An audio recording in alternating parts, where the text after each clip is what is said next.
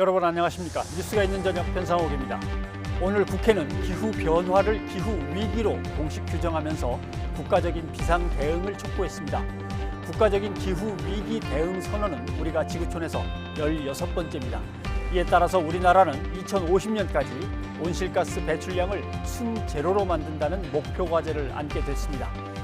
코로나19 이후에 더 커다란 공포로 다가오는 기후 위기에 이제 범국민적인 공감과 실천이 필요합니다. 뉴스가 있는 저녁 오늘 준비한 내용을 안기령 앵커가 소개합니다. 전해주시죠. 네, 오늘의 주요 소식 정리해드립니다. 서해 북단 해상에서 실종된 우리 공무원을 북한이 총으로 쏴 살해하고 시신을 불태우기까지 했다고 합동참모본부가 밝혔습니다. 청와대는 반인륜적인 행위라며 강력하게 규탄했습니다. 이번 사태의 배경과 앞으로의 파장 짚어보겠습니다. 피감기관 공사 수주 의혹으로 박덕흠 의원이 어제 국민의힘을 탈당한 데 이어 이스타항공의 대량 해고와 관련해 책임 논란이 불거진 민주당 이상직 의원도 오늘 탈당했습니다. 거센 논란에 탈당이 잇따르자 꼬리 자르기 아니냐는 비판이 나오고 있습니다. 정치권 논란 최진봉 교수와 이야기 나눠보겠습니다. 일부 보수단체들이 개천절 서울 광화문 집회 계획을 철회하고 대신 드라이브스루 방식의 차량 시위를 하겠다고 밝혀 논란이 커지고 있습니다. 정부는 차량 시위도 코로나19 재확산의 불씨가 될 수 있다는 판단에 따라 금지한다는 방침입니다. 잠시 뒤에 취재기자와 자세하게 알아보겠습니다. 첫 소식입니다. 서해 북단 소연평도 인근 해상에서 어업지도 임무를 수행하다 실종된 공무원이 북측 해역에서 총격을 받고 숨진 것으로 확인됐습니다. 군 당국은 북한 측이 총격을 가한 뒤 시신을 불태우기까지 했다며 북한의 만행을 강력히 규탄했습니다. 먼저 신지원 기자가 보도합니다. 지난 21일 실종된 목포 서해어업지도관리단 소속 47살 A씨가 결국 북에서 피살된 것으로 확인됐습니다. 군 당국은 다양한 정보를 분석한 결과 A씨가 북한 등산곳 일대 해역에서 북한군의 총격을 받아 사망한 것을 확인했다고 밝혔습니다. 또 북한군이 시신을 불태우는 만행을 저질렀다고 덧붙였습니다. 북한이 북측 해역에서 발견된 우리 국민에 대해 총격을 가하고 시신을 불태우는 만행을 저질렀음을 확인하였습니다. 이어 북한의 이 같은 행위를 강력히 규탄한다며 북한의 해명과 책임자 처벌을 촉구했습니다. 그러면서 A씨의 사망 경위도 밝혔습니다. 북한이 A씨에게 사격을 가한 건 22일 밤 9시 40분쯤으로 실종된 지 33시간 정도가 지난 때였습니다. 이후 20분쯤 지난 뒤 해상에 있던 A씨의 시신에 기름을 뿌려 불태운 것으로 파악됐습니다. 군 당국은 북한군이 상부의 지시를 받고 이 같은 행위를 저질렀다고 말했지만 누구로부터 지시를 받았는지에 대해서는 밝히지 않았습니다. 이와 함께 A씨가 구명조끼를 입고 1명 정도 탈 수 있는 부유물에 의지했던 점을 근거로 월북을 시도했을 가능성도 있다고 덧붙였습니다. 또 유엔사를 통해 북측에 대북 전통문을 보내 사실관계 확인을 요구했지만 북한이 아직 답변하지 않고 있다고 밝혔습니다. YTN 신지원입니다. 군 당국은 이번에도 경계가 소홀했다는 비판을 피하기 어려워 보입니다. 공무원 A씨의 실종 소식을 듣고 함정과 항공기를 동원해 수색에 나섰지만 A씨의 행적을 처음으로 파악한 것은 하루가 지난 뒤였는데요. 군사적 긴장도가 높은 서해 북단에서 벌어진 일이라 비판을 피하기는 어려워 보입니다. 김문경 기자입니다. 공무원 A씨의 실종이 처음으로 확인된 건 21일 오전 11시 반. 신고를 받은 군과 해경은 오후 1시 50분부터 함정 20여 척과 항공기 등을 동원해 대대적인 수색에 나섰습니다.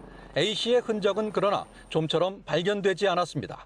우리 군 감시장비에 처음 모습을 드러낸 건 이튿날인 오후 3시 반. 실종 신고 후 하루가 지난 뒤 북측 해역에서 발견된 겁니다. 당시 A씨는 해상에서 방독면과 방호복을 착용한 북한군에 의해 표류 경위를 신문받은 것으로 보였다고 군 당국은 전했습니다. A씨는 결국 군에 포착된 지 6시간여 만인 밤 9시 40분쯤 총격을 받고 숨졌습니다. 실종 지점인 소연평도 남방에서 피격 지점인 북한 등산곳 해역까지는 38km. A씨가 사선을 넘기 전 우리 군에 포착됐다면 일어나지 않을 일이었습니다.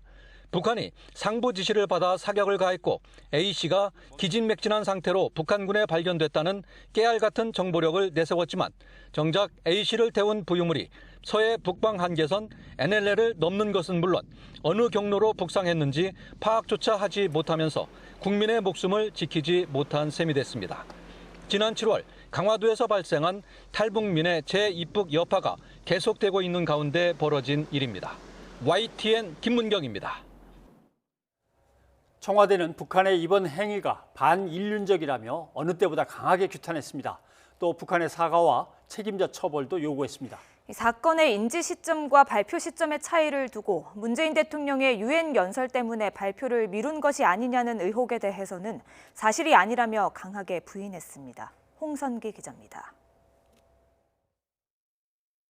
문재인 대통령은 NSC, 즉 국가안전보장회의 상임위회의 결과를 보고받은 뒤 북한군의 이번 행위는 어떤 이유로도 용납할 수 없는 일이라고 규탄했습니다.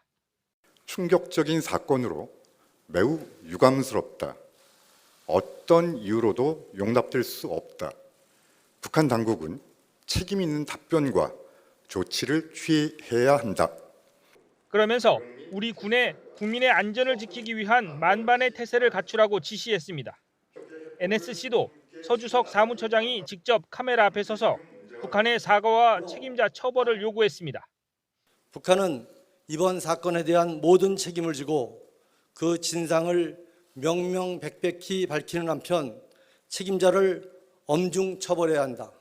청와대는 이번 사건의 보고 시점에 대해서는 국방부에서 첫 보고가 전달된 것은 지난 22일 밤 10시 반이라고 밝혔습니다. 이후 다음 날 새벽 1시부터 청와대 안보실장을 비롯해 국방부와 통일부, 국정원 등 긴급 관계장관 회의를 진행했고 아침 8시 반에 문재인 대통령에게 첫 보고가 이루어졌다고 설명했습니다. 즉각 대통령 보고가 이루어지지 않은 데 대해서는 첩보를 분석하는 단계가 필요했다고 해명했습니다. 첩보가 입수된 날 문 대통령의 유엔 총회 연설이 있어서 일부러 감춘 것 아니냐는 지적에 대해서도 강하게 부인했습니다. 연설이 진행되던 시간은 첩보를 분석하는 단계였기 때문에 연설 내용이나 시간에 영향을 줄 수 없었다는 겁니다. 청와대는 종전선언을 호소한 문 대통령의 유엔 총회 연설에 대해서도 남북관계는 지속되고 전진하는 관계라고 설명했습니다. 그러나 청와대의 이런 바람과는 달리 이번 사건이 가뜩이나 경색된 남북관계에 악재로 작용할 것은 분명해 보입니다. YTN 홍성기입니다.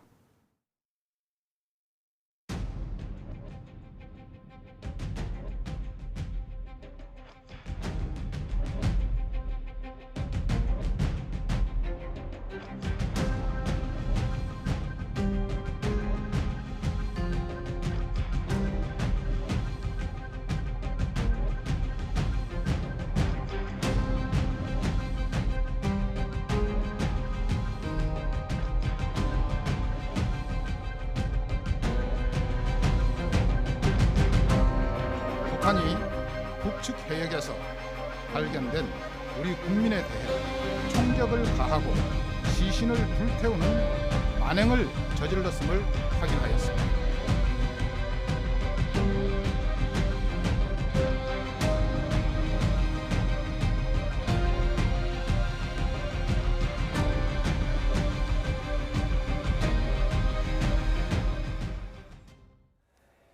비무장 민간인에 대한 북측의 총격과 시신 훼손은 정상적인 국가라면 있을 수 없는 야만적인 행태라는 지적입니다. 정부가 진상규명과 재발 방지를 촉구했지만 북한이 응할 가능성은 적어 보입니다. 12년 전 박왕자 씨 피살 사건에 재판이 되는 것은 아닐까 우려의 목소리가 나오고 있습니다. 김도원 기자입니다. 북한이 실종된 우리 공무원을 사살한 사건에 대해 정부는 일제히 규탄에 나섰습니다. 통일부도 이번 사건을 결코 정당화할 수 없는 반인륜적 행위로 규정하고 한반도 평화를 위한 우리 국민의 열망에 정면으로 반한다고 강력히 비판했습니다. 누구에 의해 자행된 것인지 명명백백히 밝히고 재발 방지 등의 모든 조치를 취할 것을 강력히 촉구한다. 무장하지 않은 사람을 죽이는 건 전시라도 범죄로 규정됩니다. 하물며 표류해온 사람을 사살하고 시신을 불태우기까지 한 것은 논란의 여지가 없는 야만적 행태라는 지적입니다. 북한이 코로나19 방역을 내세우고 있지만 남측에 돌려보내는 등 다른 방법도 있는데 사람을 죽인 것은 정당화될 수 없다는 겁니다. 이건 누가 봐도 범죄고요. 여러 가지 복합적인 범죄고 또 북한 상부 당국자까지 개입이 어느 선까지 가 있는지는 모르죠. 그러나 정황상 저런 일들이 하급 수준의 그 뒤 라인에서 결정이 됐을 개연성은 없어요. 우리 민간인이 북한군 총격으로 숨진 것은 지난 2008년 금강산 관광객 고 박광자 씨 피살 이후 12년 만입니다. 당시 북측은 유감이라면서도 우리 쪽에 책임을 떠넘겨 이후 남북 교류가 전면 중단되는 사태를 불러왔습니다. 과거 사례에 비춰보면 이번에도 북한이 사과나 재발 방지 요구에 응할 가능성은 희박합니다. 이 경우 우리 정부도 원칙적 대응에 나설 수밖에 없어 안 그래도 얼어붙은 남북 관계는 더욱 악화할 것으로 보입니다. 다만 최근 북한이 여러모로 정상 국가를 표방하고 있는 만큼 나름의 해명을 내놓는다면 사태 수습을 위한 대화로 이어질 여지도 있습니다. YTN 김도훈입니다. 연평도 근해에서 발생한 이번 공무원 피살 사건에 대해 정치권은 여야가 한 목소리로 북한을 강하게 비판했습니다. 더불어민주당은 북한군의 행위는 결코 용납될 수 없는 반인륜적인 만행이라며 책임자 처벌을 요구했습니다. 국민의힘은 제2의 박광자 사건이 발생했다면서 정부의 대북 정책이 실패한 것이라고 날을 세웠습니다. 이승배 기자입니다. 국방부 장관의 보고를 받은 더불어민주당은 북한을 향해 강한 유감을 표명했습니다. 민간인에게 총격을 가하고 시신을 불태운 것은 어떤 이유로도 용납될 수 없는 만행이라고 강조했습니다. 특히 이번 사건은 남북 정상이 합의했던 판문점 선언과 평양 공동선언 정신에 정면으로 어긋난다며 북한의 사과는 물론 책임자 처벌도 요구했습니다.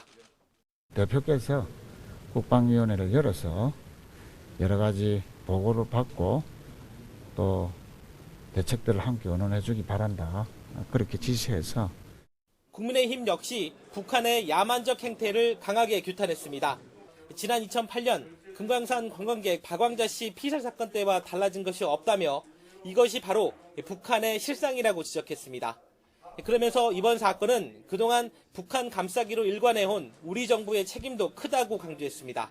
특히 국민이 피살된 정확한 경위마저도 파악하지 못하는 것은 대북 정책이 실패했다는 증거라고 공격했습니다. 지금까지의 이 대북 정책이 좀 환상에 빠지지 않았나 이런 느낌을 가질 수밖에 없게 됐습니다. 북한 외교관 출신 태영호 의원도 국민이 죽어나가는 마당에 문재인 대통령은 북한 눈치를 보며 종전선언 운운하고 있다면서 이번에도 가만히 있을 생각이냐며 정부를 압박했습니다. 정의당과 국민의당 역시 이번 사건은 국민의 안전과 국가 안보에 관련된 사안인 만큼 정부는 사건의 전모를 낱낱이 밝혀서 북한에게 반드시 책임을 물어야 한다고 강조했습니다. YTN 이승배입니다.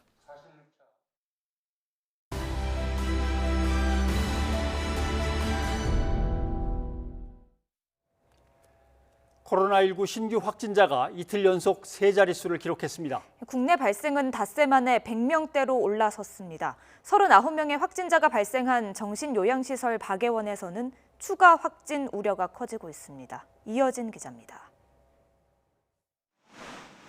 지난 15일 첫 확진자가 나온 이후 집단 감염이 발생한 경기 고양시 정신요양시설 박애원에서 10명이 추가 확진돼 누적 확진자는 모두 39명이 됐습니다. 앞서 고양시는 지난 18일 건물 내 3층 체육관을 활용해 코호트 격리 중인 3층 입소자를 분산 배치했지만 3층에서 거의 매일 확진자가 추가로 나오고 있습니다. 정신질환을 앓고 있는 환자를 한 병실 안에 여럿 머물게 하는 구조에 마스크를 잘 쓸 수 없는 환자의 특성이 더해졌다는 분석입니다. 아무래도 1인실 구조를 구축하는 것이 이 사람들의 기저질환 때문에 쉽지 않은 것이 또 하나의 장애 요인이 됐을 걸로 현재 보고 있습니다. 확진자가 대부분 발생한 3층에서 모두 56명이 생활한 것으로 나타나 추가 확진이 우려됩니다. 120명 집단 감염이 일어났던 경북 청도 대남병원의 사례를 연상시킵니다. 이런 취약 지역에서 감염이 발생하면 이게 걷잡을 수 없는 상황이 될 수밖에 없다는 것이 뭐 청도 대남병원의 사망자만 봐도 알 수 있던 것이 우리나라 사망률의 대부분을 거기서 차지하고 있었거든요. 초기의 네네. 단계에 있어서는.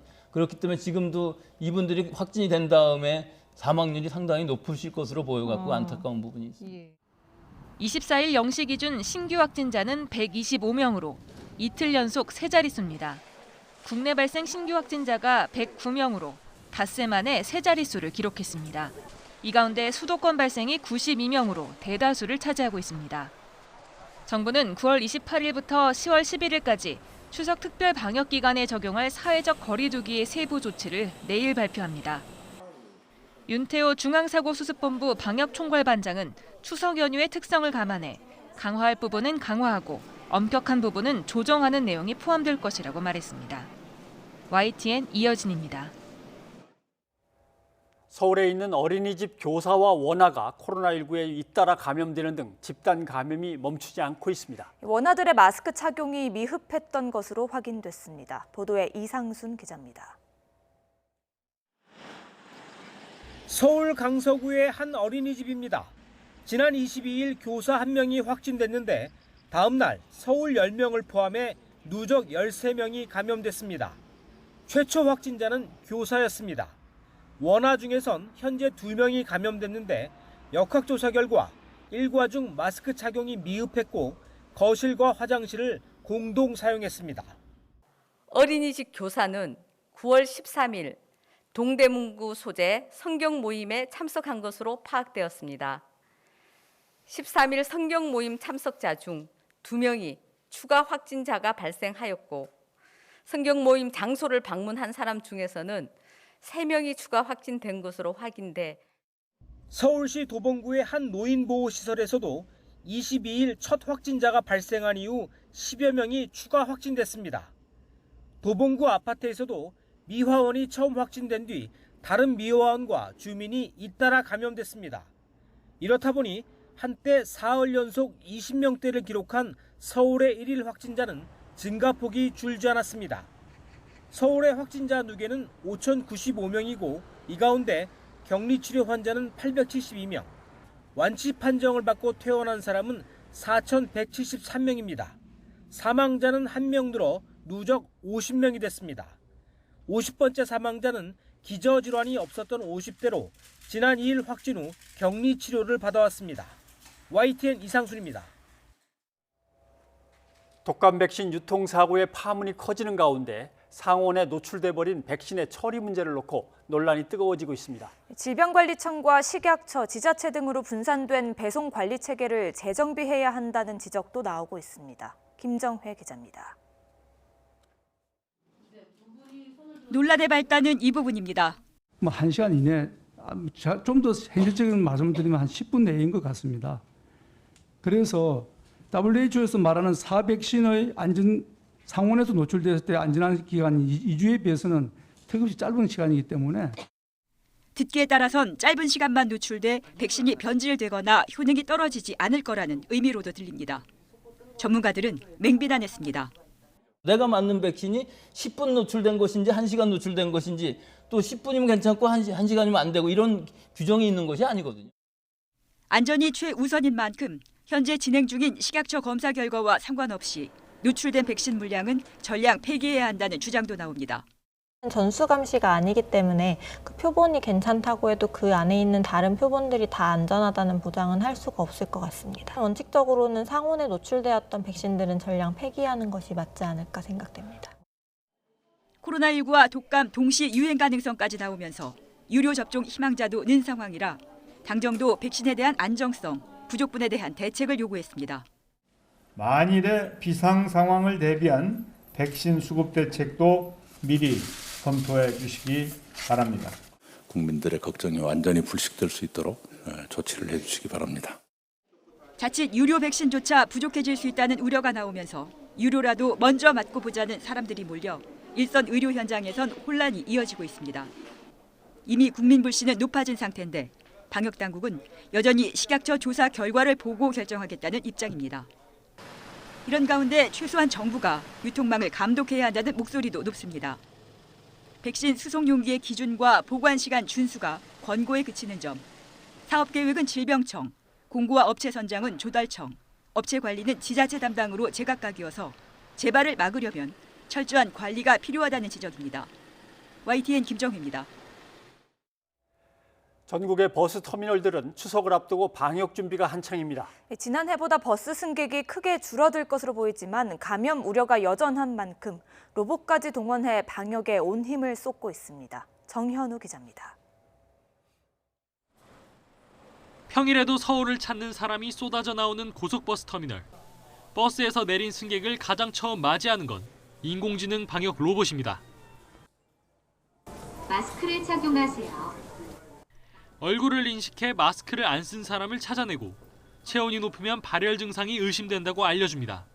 정상 체온보다 높다는 알림이 나오게 되면 바로 옆에 있는 안내 직원이 승객을 제지하게 됩니다.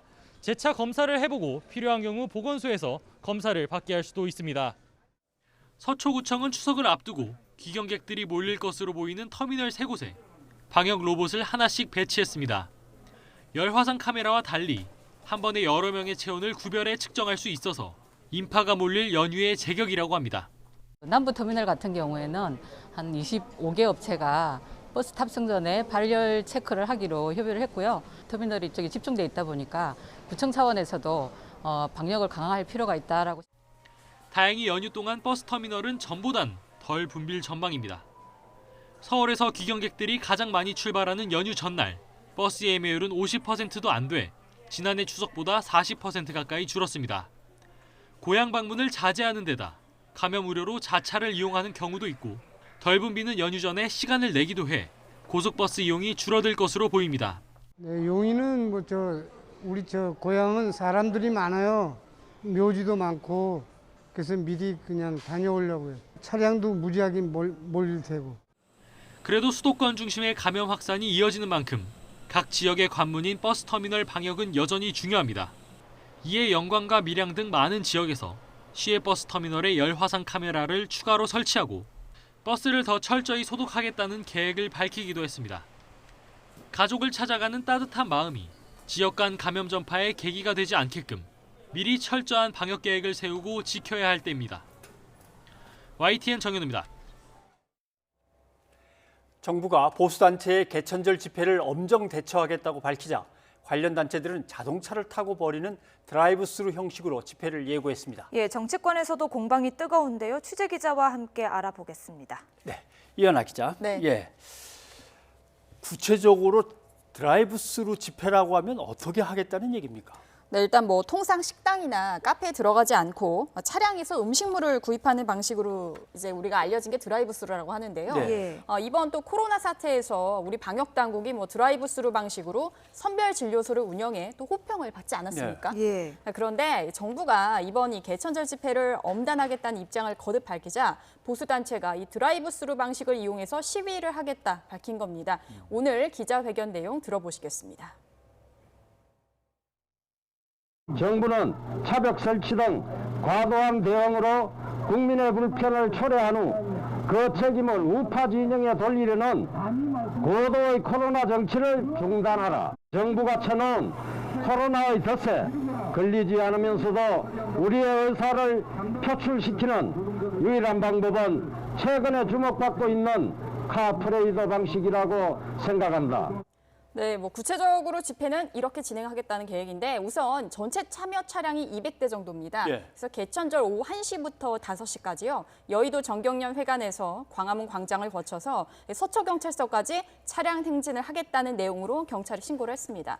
주차장에서 모인 다음에 도로에는 9대씩 끊어서 행진을 하겠다는 계획입니다. 예, 집회가 드라이브스루 방식으로 진행되면요. 감염 확산 우려는 없습니까? 어떻게 됩니까? 방역 당국은 그렇게 보고 있지 않은데요. 일단 서울시 같은 경우는 드라이브스루 방식으로 진행되는 집회도 집단 감염 가능성을 배제할 수 없다는 입장입니다. 대규모로 진행되는 집회 특성상 차량 안에 서로 모르는 불특정 다수가 탑승할 수도 있고요. 또 집회 참가자들이 갑자기 차량 밖으로 나와서 의사를 표출하는 상황이 발생할 가능성도 있다는 설명입니다. 경찰도 개천절 드라이브스루 집회에 대해 금지 통보할 예정이라고 밝혔습니다. 만약에 이 집회를 강행하면 즉시 해산 절차를 진행하고요. 불응하면 현장 체포 등 엄정 대응하겠다는 방침입니다. 네. 예. 광복절 집회로 어려움을 겪었기 때문에 정치권에서 안 된다고 좀 말릴 줄 알았더니 정치권에서는 오히려 공방이 좀 뜨겁습니다. 그렇습니다. 일단 옛 미래통합당 김진태 그리고 또 민경욱 전 의원이 처음에 주장을 시작했고요. 그리고 이제 국민의힘 주우영 원내대표 발언이 불을 지폈습니다. 주 원내대표가요, 교통과 방역에 방해가 되지 않는다면 헌법상의 권리다 이렇게 말을 하자 정청래, 노웅래 의원 등이 주 원내대표가 개천절 집회를 독려하는 거냐며 맹공을 퍼붓습니다. 직접 들어보시겠습니다. 상식적으로 광화문 내거리를 막고 집회를 하는데 어떻게 교통과 방역에 방해가 안 된다는 겁니까? 김종인 대표의 자제 요청은 결국 또다시 쇼였습니다. 네, 그러면서 이제 민주당은 연일 개천절 집회에 대한 비판의 강도를 높이고 있는데요. 이렇게 논란이 커지자 국민의힘 김종인 비대위원장은 사태의 심각성을 인식한 듯 자제를 요청하기도 했습니다. 들어보시겠습니다. 방역과 관련해서 하여튼 집회라고 하는 것에 대해서 자제를 해달라고 내가 요구를 했기 때문에 정상적으로 사고 오시는 분들이랄 것 같으면 거기에 어느 정도 수긍을 헛소리라고 생각을 해요. 그런데 굳이 하여튼 본인 스스로가 나는 이렇게 상관없이 해야 되겠다. 그걸 어떻게 방법으로 막을 방법이라는 건 없는 거죠. 네, 하지만 이 보수단체들은 여전히 집회 강행 의지를 강하게 보이고 있고요. 정치권도 이번 개천절 집회가 전국에 어떤 영향을 미칠지 여론을 주시하고 있는 모습입니다. 예.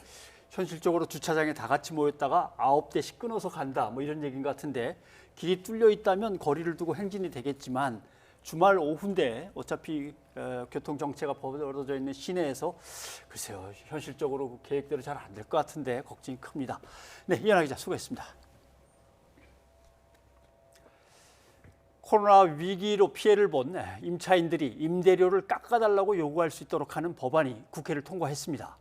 또 이번 법 통과로 6개월 동안 임대료가 밀려도 강제 퇴거가 불가능합니다. 이와 함께 코로나 사태로 수업을 받지 못한 경우 수업료를 덜 내거나 되돌려받는 법적 근거도 마련됐습니다. 코로나 위기 대응 관련 법안 한현희 기자가 소개합니다. 상가건물 임대차 보호법 일부 개정 법률안 대안은 가결되었음을 선포합니다. 코로나 사태로 피해를 본 소상공인과 자영업자들의 임대료로 인한 부담을 덜어주는 법안이 국회 본회의를 통과했습니다. 가장 눈에 띄는 건 임대료 감액 요구 권한입니다.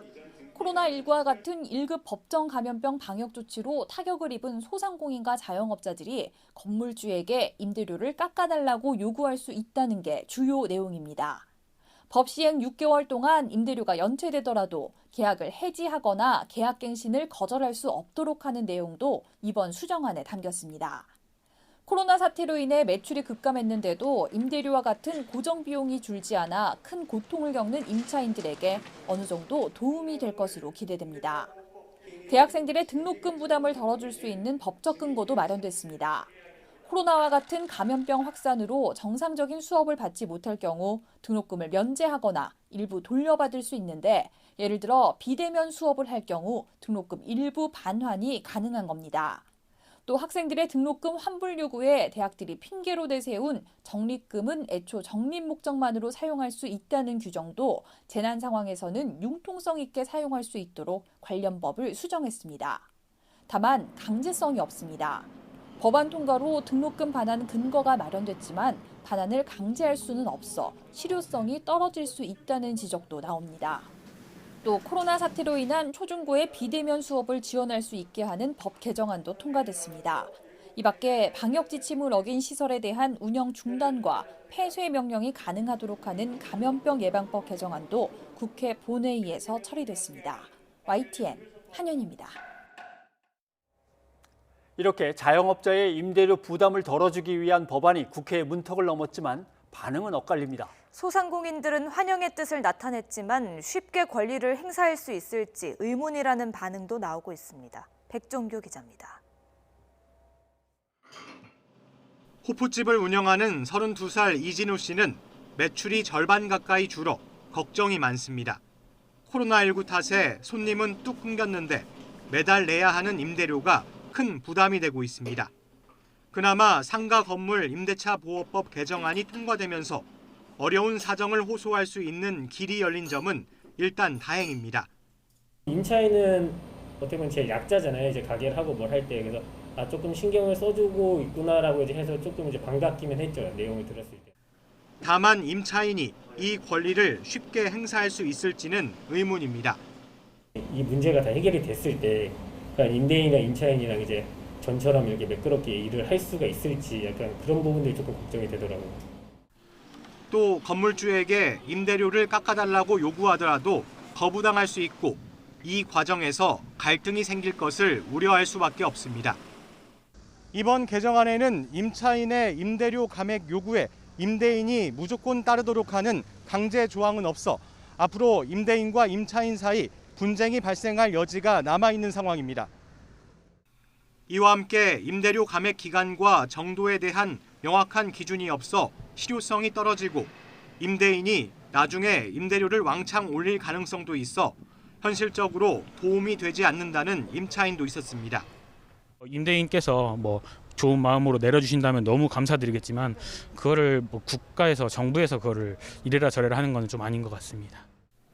다만 6개월 연체 임대료에 대해서는 계약 해지나 계약 갱신 거절에 사유가 되지 않도록 하는 내용은 도움이 될 것이라는 평가가 많았습니다. 반면 임대인들은 반발하고 있습니다. 임대인에게 모든 고통을 전가하는 것은 괜한 사회적 갈등만 부추기는 꼴이라는 입장입니다. 심리적으로 이번 대책이 임차인만을 위한 혜택이다 보니까 이제 임대인 쪽 측면에서는 이제 이 법안에 대한 저항도 나올 거라고 저는 좀 생각을 하고 있습니다. 개정안이 통과됐지만 당장 보완이 필요한 부분이 적지 않아 당분간 임차인과 임대인 사이 혼란은 불가피해 보입니다. YTN 백종규입니다. 전국 의대 본과 4학년 학생들이 뒤늦게 국가고시 실기시험에 응시하겠다는 뜻을 밝혔습니다. 정부의 의대 정원 확대 정책 등에 반대하며 국가고시 거부에 나섰던 의대생들은 지난 4일 정부와 의료계의 합의에도 불구하고 그동안 거부 의사를 철회하지 않았는데요. 하지만 전국의과대학 의학전문대학원 본과 4학년 대표들은 오늘 성명을 내고 국가고시에 응시하겠다면서 코로나19 확산으로 국민의 건강권이 위협받고 의료 인력 수급 문제가 불거지는 시점에서 학생 본연의 자리로 돌아가 옳은 가치와 바른 의료를 위해 노력하고자 한다고 밝혔습니다. 의대생들의 입장 발표에 누리꾼들은 나도 자격증 시험 접수 놓쳤는데 국가에 얘기하면 해주려나? 내년에 응시한다는 이야기냐? 이런 조롱 섞인 반응부터 의대생 구제는 구제가 아니라 특혜다. 사과해도 힘든 일인데 당당하게 요구하나 등의 비판까지 쏟아냈습니다. 실제로 의대생들의 성명에서도 사과와 관련된 언급은 없었습니다. 이런 싸늘한 반응 속에 의대생 구제에 반대하는 청와대 국민청원은 무려 60만 명에 가까운 국민이 동의한 상태인데요. 청원인은 의대생들이 단체로 시험을 거부하는 것은 국가에서 구제해 줄 것이라는 믿음이 있었기에 가능한 일이라면서 시험 거부를 투쟁의 수단으로 쓰는 집단은 거의 없다며 의대생들이 특권을 누리고 있다고 지적했습니다. 정부 역시 이 같은 국민 여론을 의식해 추가 기회 부여 불가라는 기존 입장을 거듭 강조했는데요. 보건복지부는 출입기자단에 배포한 입장문을 통해 추가적인 기회를 부여하는 것이 가능한 상황이 아니라며 다른 국가시험과의 형평성, 공정성에 대한 문제와 이에 따른 국민적인 수용성을 종합적으로 고려해야 할 사항이라고 설명했습니다. 버스 떠났어요. 관련 기사에 가장 많이 달린 댓글이었습니다.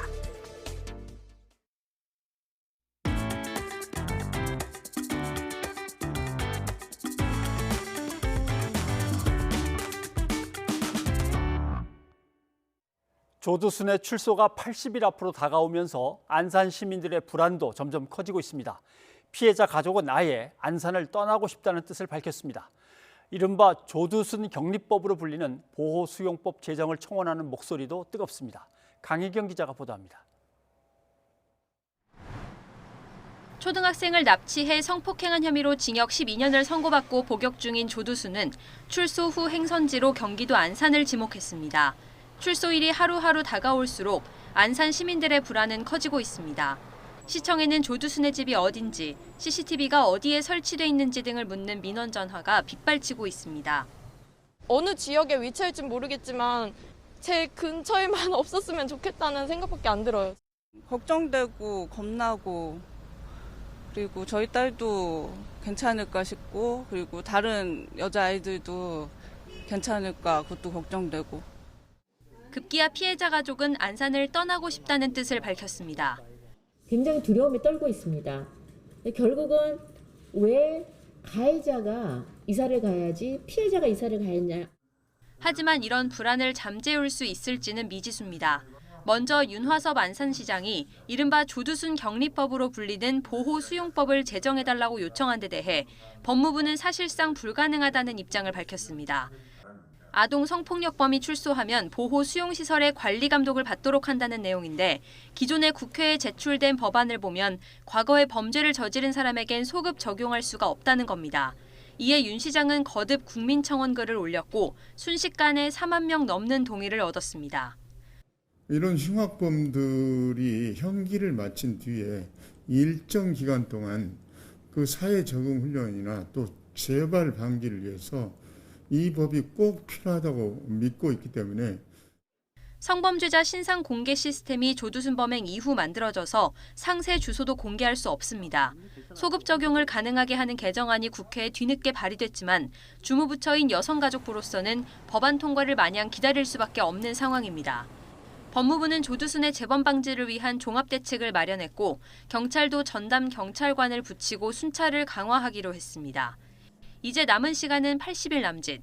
같은 비극을 되풀이하지 않기 위해서라도 모든 관계기관에 물 샐 틈 없는 대책 마련이 반드시 필요합니다. YTN 강희경입니다. 신천지 대전교회에 독극물과 함께 수십억 원을 보내라는 협박 편지가 도착해 경찰이 수사를 벌이고 있습니다. 그런데 이 우편물은 경기도의 신천지 평화연수원으로 보내졌다가 반송된 것으로 확인됐습니다. 이상곤 기자입니다. 독극물인 청산가리와 협박 편지가 들어있던 우편물 봉투입니다. 받는 사람에는 경기도 가평에 있는 신천지 평화연수원이, 보내는 사람에는 신천지 대전교회 주소가 적혀 있습니다. 사실상 우편물이 반송된 겁니다. 신천지 대전교회 측은 해당 우편물을 자신들이 보낸 게 아니라고 말했습니다. 자신들이 사용하는 봉투가 아닌 점과 교회 명칭이 잘못 기재됐다는 점을 이유로 들었습니다. 등기 우편물이 경기도 수원의 한 우체국에 접수된 날짜는 지난 14일. 하지만 우표가 많이 붙어 있다는 점에서 범인이 우체국을 직접 방문했을 가능성은 낮은 상황입니다. 우정사업본부는 등기요금에 해당하는 가격의 우표를 붙인 우편물은 우체통에 넣어도 등기로 배달된다고 설명했습니다. 범인이 협박 편지에 신천지 이만희 회장 등을 거론하며 요구한 금액은 비트코인으로 14억 4천만 원입니다. 이 금액이 신천지가 구원받을 수 있는 인원으로 주장한 14만 4천 명을 연상시킬 수 있다는 점에서 신천지를 어느 정도 알고 있는 사람의 소행이라는 분석이 조심스럽게 나옵니다. 협박범은 신천지와 연관된 전 신도를 알지 아니면 가족이 이런 이제 어떤 종교와 연관성이 있다를 알지 아니면은 신천지에 상당히 지식이 있는 이런 사람들일 가능성이 높아 보입니다. 경찰은 우편물을 보낸 사람을 찾기 위해 지문 감식 작업을 진행하고 있으며 청산가리 판매처에 대해서도 수사를 벌이고 있습니다.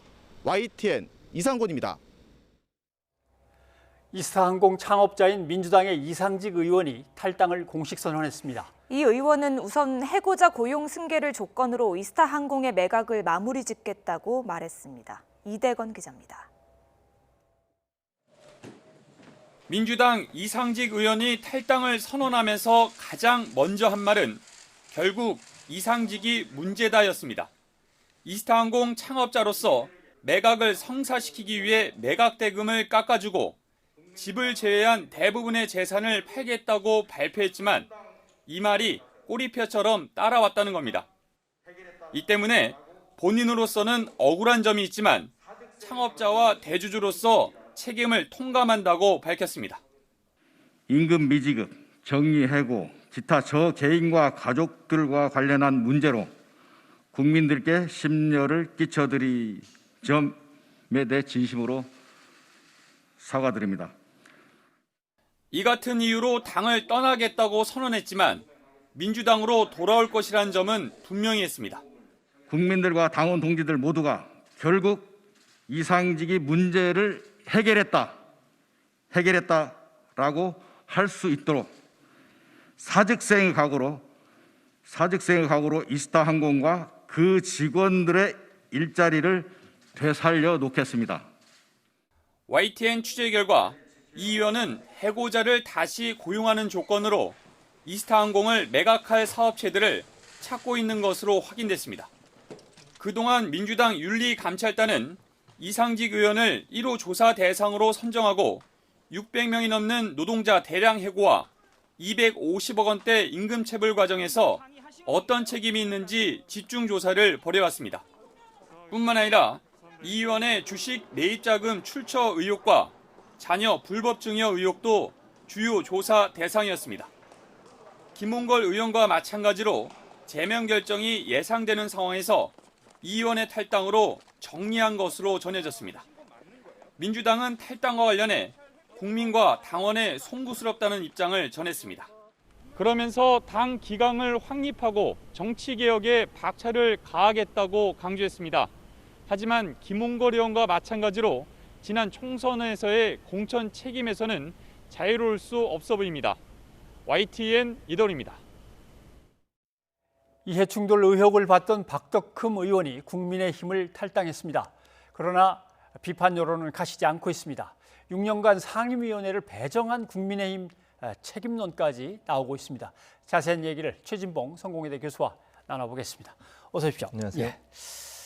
자, 국회의원이 뭔가 이제 논란에 휩싸였으면 그냥 단순한 윤리적인 도덕적인 책임일 수도 있고 정치적으로 책임을 져야 될 부분도 있고 아니면 뭐 위법한 일이 있다면 법적 책임도 져야 되고 지금까지 드러난 걸로 봐서 이게 탈당으로 그냥 덮어버릴 수 있는 문제냐 이제 말이 많습니다. 그런 정도는 아닌 것 같아요. 그 정도로 훨씬 넘어선다고 저는 봅니다. 탈당이라고 하는 것은 단순히 정치적으로 본인이 속해 있던 국민의힘에 부담을 적게 주기 위해서 본인이 탈당을 했다고 하지만 이걸로 끝날 수 있는 문제가 저는 아니라고 봅니다. 지금 제기된 의혹만 봐도 이해충돌을 넘어서서 상당히 피감 기관에 압박을 가했을 수 있는 그런 예상이 가능한 여러 증거들이 나오고 있어서 그런 부분에서 검찰이 수사를 하고 수사한 내용을 명명백백하게 밝힐 뿐만 아니라 그에 합당한 처벌을 받아야 한다고 저는 생각을 합니다.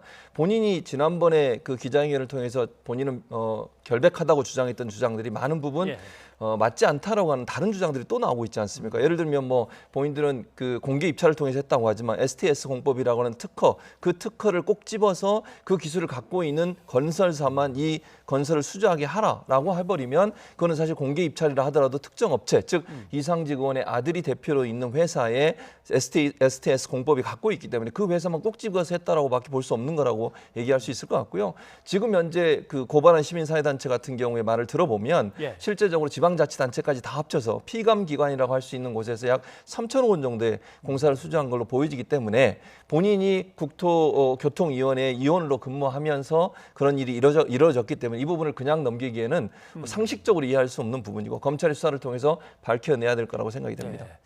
쭉 얘기를 들어보면 뭐 검찰 수사와 관련 없이 정말 이해충돌과 관련해서 도의적 책임이나 윤리적 책임을 짓는 일은 그 상임위원회에 들어가 있었느냐 사실을 회피해야지 이 부분은 뭐 탈당이나 이런 문제로 해결될 것 같습니다만 나머지는 진짜 조사해 봐야 뭐 알 수 있는 건데 물론 조사 결과가 아직 나오지는 않았습니다만 근데 문제는 민주당은 이 정파적 공격인지는 모르겠습니다만 국회의원직도 내려놓고 수사를 받아라.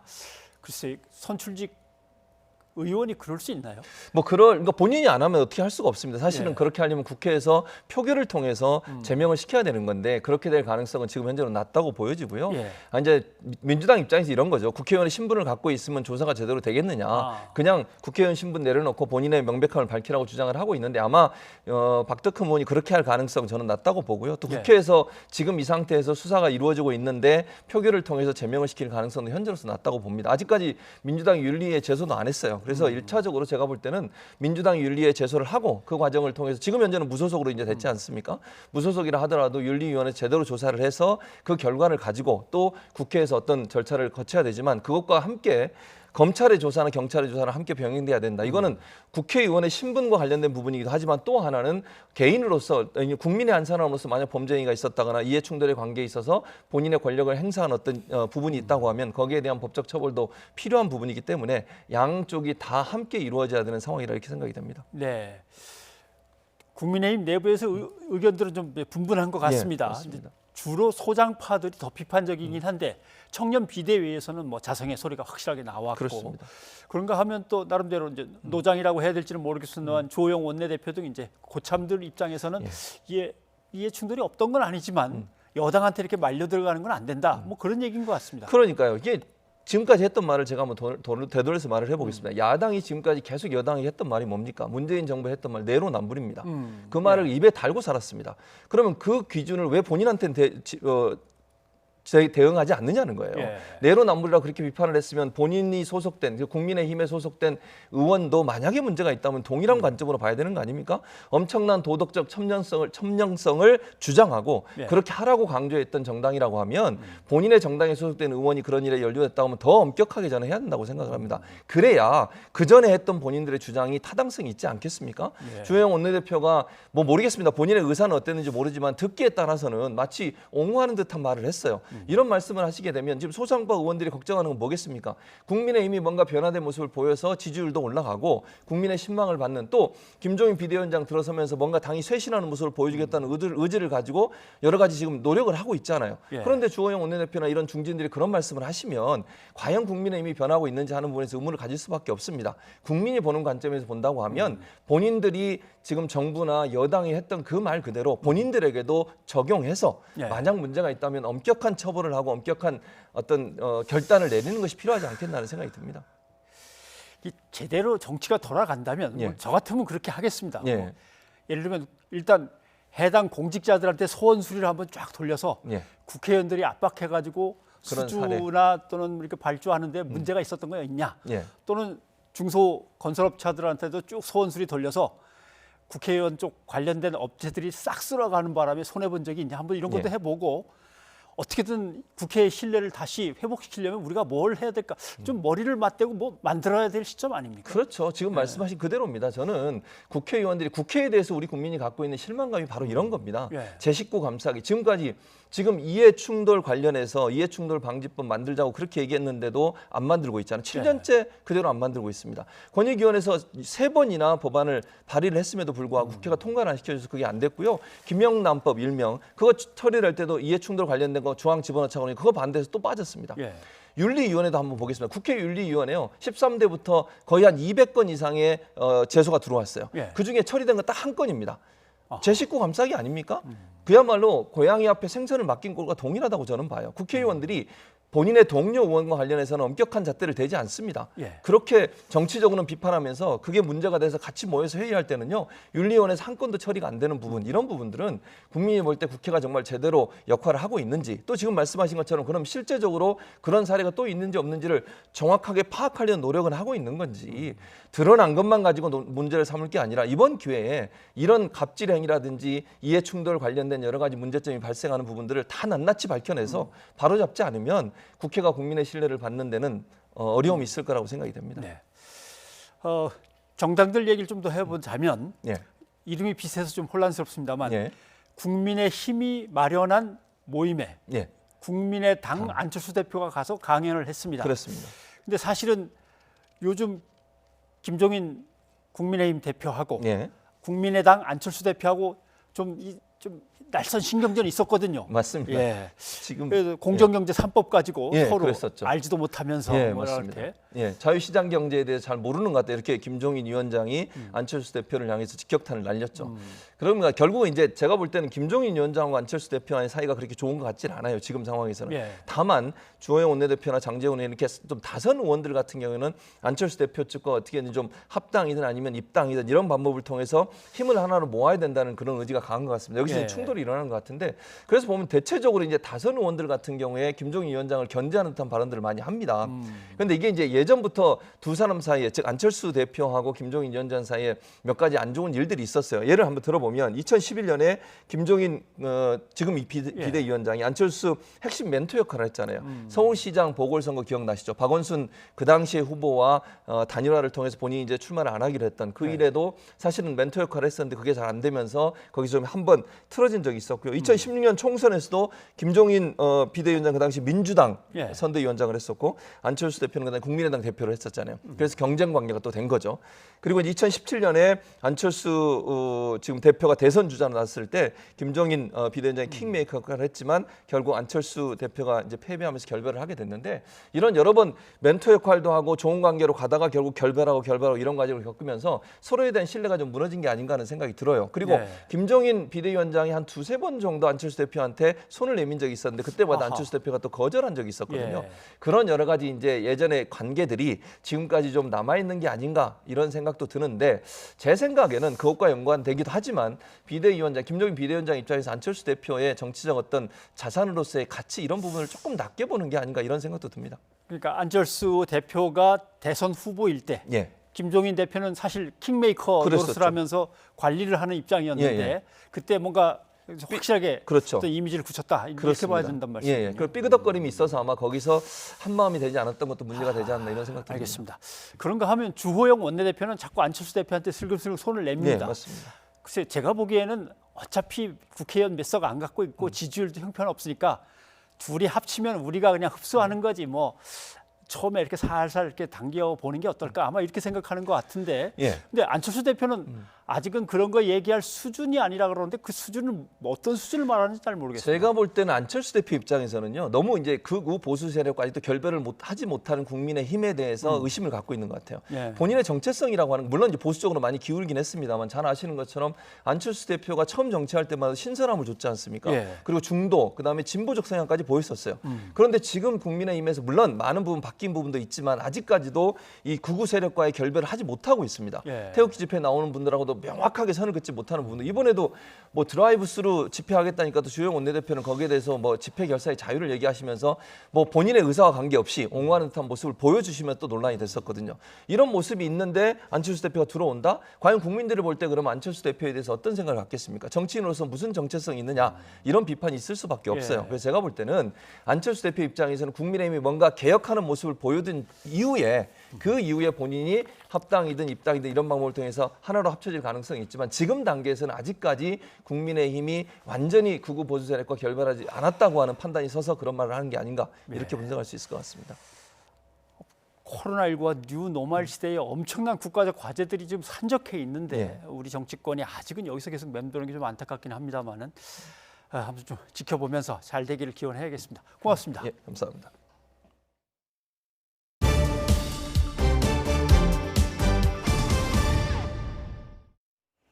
문재인 대통령이 스가 요시히데 일본 총리와 첫 전화 통화를 가졌습니다. 문 대통령은 강제징용 등 양국의 현안을 해결하기 위해 새롭게 노력하자고 제안했습니다. 나연수 기자입니다. 문재인 대통령과 스가 일본 총리의 첫 전화 통화는 20여 분 동안 이뤄졌습니다. 문 대통령은 스가 총리 취임을 축하하며 양국은 가치와 전략을 공유하는 가장 가까운 친구이자 동북아와 세계 평화를 위해 협력할 동반자라고 평가했습니다. 그러면서 스가 총리 취임을 계기로 양국 현안 해결을 위한 소통 노력에 속도를 내자고 제안했습니다. 문 대통령은 강제징용 문제와 관련 양국 간 입장에 차이가 있는 것은 사실이지만 양국 정부와 모든 당사자들이 수용할 수 있는 최적의 해법을 함께 찾아 나가기 바란다고 말했습니다. 이에 스가 총리도 현안 해결을 위한 대화 노력을 독려해 나가기로 했다고 청와대는 전했습니다. 또 스가 총리가 일본인 납치자 문제에 대한 우리 정부 지원에 감사를 표하고 문 대통령 역시 일본의 노력을 지지한다고 밝히며 한반도 평화 프로세스를 위한 긴밀한 협력 의지를 재확인했습니다. 두 정상은 코로나19 위기 극복에도 힘을 모으기로 했습니다. 스가 총리는 한국의 K-방역 성과를 언급했고 문 대통령은 코로나 상황이 조속히 안정돼 내년 도쿄올림픽이 성공리에 개최되기를 기원했습니다. 스가 총리가 양국 관계를 미래지향적으로 구축하길 희망한다고 밝힌 만큼 그간 막혀있던 한일 관계에 물꼬가 트일지 주목됩니다. 다만 스가 총리는 전화 통화 이후 기자들과 만나 다양한 문제에 대해 일본 정부의 일관된 입장에 근거해 한국의 적절한 대응을 강하게 요구해 가겠다고 말해 기존 입장에 변화는 없음을 분명히 했습니다. 문재인 대통령과 스가 총리의 전화 통화는 지난해 12월 한중일 정상회담 이후 9달 만에 한일 정상 간 대화라는 점에서도 의미가 있습니다. 하지만 양국 발표에 미묘한 온도차도 감지된 만큼 실제 한일 관계가 개선 국면으로 나아갈지는 더 지켜봐야 할 것으로 보입니다. YTN 나연수입니다. 전화 회담 직후 스가 일본 총리도 이례적으로 취재진 앞에서 회담 사실을 알렸습니다. 한국을 매우 중요한 이웃이라고 언급하는 등 아베 전 총리 때와는 달라진 대목이 눈에 띄었는데요. 도쿄 이경아 특파원이 전해드립니다. 스가 일본 총리는 문재인 대통령과 전화 회담을 마친 직후 취재진과 만났습니다. 정상 간 통화 내용을 총리가 직접 밝힌 것은 지난 20일 트럼프 대통령과의 전화 회담 후 처음입니다. 아베 전 총리는 한국을 중요한 이웃이라고 불렀지만 스가 총리는 한 걸음 더 나아갔습니다. 日韓両国はお互いにとって極めて重要な隣国であり、北朝鮮問題をはじめ日韓、日米韓、この連携は重要であると思っています。 한일 정상 간의 전화 회담은 중국 시진핑 주석보다 하루 앞서 이뤄졌습니다. 일본 정부는 새 총리 취임 후 신속하게 한국과 대화에 나섰다는 점을 강조했습니다. 現在、日韓関係、大変厳しい状況にもありますけれども、菅総理が就任後速やかに大統領と電話会談を行い、 스가 총리는 그동안 자민당 대표 선거 토론회나 총리 취임 기자회견 등에서도 한일 관계에 대해서는 구체적인 언급을 하지 않았습니다. 이런 점에 비춰볼 때 한일 관계를 이대로 방치할 수 없다고 밝힌 것은 적극적인 해결 의지를 비춘 것으로 풀이됩니다. 근데 실용주의자라는 것은 때가 되면 바꿀 수 있거든요. 스가 총리가 조금 전향적으로 나오지 않을까, 그리고 대화에는 응하지 않을까 보고 있습니다. 실제로 수출 규제했는데 일본이 덕분이 하나도 없어요. 강명애 회장은 지난 1월 일본 방문 당시 니카이 자민당 간사장이 일본 의원 방문단을 한국에 보낼 뜻을 밝힌 바 있다고 전했습니다. 스가 총리 탄생의 1등 공신이자 한국과의 관계를 중시하는 니카이 간사장의 역할이 주목되는 대목입니다. 하지만 아베 계승을 공언한 스가 내각이 한국에 대한 입장을 당장 바꾸기는 어렵다는 전망이 우세합니다. 우선은 코로나19 대응 등 양국 정상이 합의한 구체적인 협력 사례를 통해 지난 7년 8개월간 아베 정권 아래 누적되어 온 깊은 갈등의 고를 메꿔가야 할 것으로 보입니다. 도쿄에서 YTN 이경아입니다. 네. 대통령이 유엔 총회 기조연설서 한반도 종전선언을 제안했는데 일부 국내 언론이 미국의 입장들을 인용해서 비판을 합니다. 비판 기사를 꼼꼼히 읽어보겠습니다. 다음 거 보여주시죠. 미 국무부가 종전선언은 무슨 한미 단합이나 열심히 하시오라고 했다는 겁니다. 그렇게 심한 말을 했을까요? 기사 내용에는 뭐라고 써 있냐면 미국 국무부는 단합된 대응을 하려고 한국과 미국은 긴밀하게 조율하고 있다라고만 되어 있습니다. 그러면 제목에 있는 종전선언보다 단합부터 열심히 해야지라는 말은 도대체 어디에 나오는 걸까요? 다시 꼼꼼히 읽어봤습니다. 그랬더니 미 국무부가 종전선언 발언에 대해 직접 말하지는 않았지만 단합된 대응이라는 얘기를 한 거 보면 보조를 좀 잘 좀 맞춰달라고 하는 것 같다라고 자기네가 해석한다는 그런 얘기였습니다. 그러나 제목에는 틀림없이 겹다운표를 쳤습니다. 국무부 말을 그대로 옮긴다는 겹다운표였는데 오버였습니다. 다음 기사 보죠. 미국의 강경파 중에 지금 종전선언하는 것은 무의미하다고 트위터에 비판한 사람을 조선일보가 소개를 했습니다. 뜬금없이 종전선언 꺼낸 문 대통령, 미국에서는 허상이라고 지적. 제목은 이렇게 돼 있고요. 조수아 스탠튼 변호사가 되지도 않겠지만 된다 하더라도 별로 성과가 없을 것이다 라고 비판했다고 소개를 했습니다. 이거는 맞습니다. 그 다음 걸 한번 보시죠. 헨리 카자니스 미 국익연구센터 국장도 관련 기사를 공유하면서 1억% 동의한다고 했다라고 이 신문은 함께 보도를 합니다. 근데 카자니스는 그럴 사람이 사실 아닙니다. 그동안의 흐름을 봐서. 카자니스 국장의 트위터를 다시 확인한 언론 보도가 등장합니다. 카자니스 국장이 트위터에 I agree 1억%라고 한 거는 그가 공유했던 기사인데 그 기사는 문 대통령이 종전선언을 지지해달라고 호소했다는 그런 내용의 기사일 뿐이다. 그러니까 결국은 종전선언 지지에 대한 1억 % 지지인데 아까 보신 대로 완전히 거꾸로 소개한 겁니다. 논란이 일자 조선일보의 기사가 확 바뀝니다. 바뀐 걸 보죠. 반면에 씁니다. 해리 카자니스 미 국익연구센터 국장은 문 대통령 관련 기사를 공유하면서 1억 % 동의한다고 했다. 예, 정말 왜들 이러는 걸까요? 변상욱의 앵커 리포트였습니다.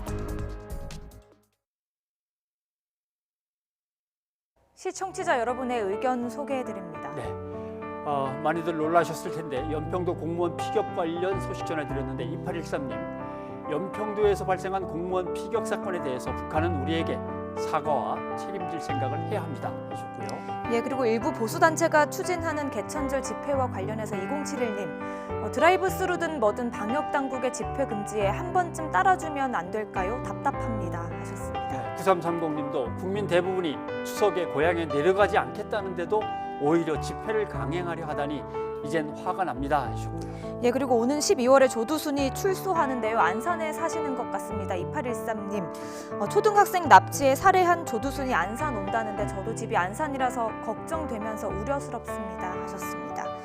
예, 여기까지 여러분의 의견 소개해드렸습니다. YTN 탐사 보고서 기록 5공화국의 강제 수용소 3부작이 내일 밤부터 사흘 동안 방송됩니다. 네, 오는 12월에 부산 형제복지원 사건에 대한 과거사위원회의 조사가 시작이 되죠.